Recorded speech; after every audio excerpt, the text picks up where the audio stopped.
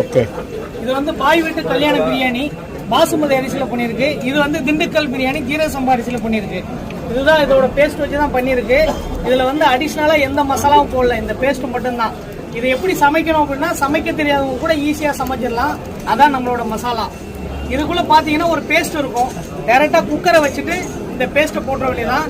இந்த பேஸ்ட்லேயே வெங்காயம், தக்காளி, இஞ்சி, பூண்டு, மல்லி, புதினா, மசாலா, உப்பு எல்லாமே இருக்கும். நீங்கள் எதுவுமே போட தேவையில்லை. டைரெக்டாக பேஸ்ட்டை போட்டுட்டு உங்களுக்கு தேவையான மீட்டு, சிக்கன், மட்டன், வெஜிடபிள் என்ன வேணுமோ அந்த வெஜிடபிள் போட்டு தேவையான அரிசி. பாய் வீட்டு கல்யாண பிரியாணினா பாசுமதி அரிசி, திண்டுக்கல் பிரியாணினா ஜீரக சம்பா அரிசி. இதை மட்டும் போட்டு தேவையான அளவு தண்ணியை ஊற்றிட்டு குக்கரில் ஒரு 2 விசில் விட்டீங்கன்னா ரெடி ஆயிடும் பிரியாணி. இது வந்து 1/4 கிலோ அரிசியில் பண்ணது இவ்வளோ பிரியாணி வந்திருக்கு. 2லேருந்து 3 பேர் சாப்பிடலாம். இதுவும் 1/4 கிலோ அரிசியில் பண்ண இவ்வளோ பிரியாணி வந்திருக்கு. 2லேருந்து 3 பேர் சாப்பிடலாம். இதை வந்து டேஸ்ட் பாருங்க, உங்களுக்கு பிடிச்சிருந்தா வாங்கிட்டு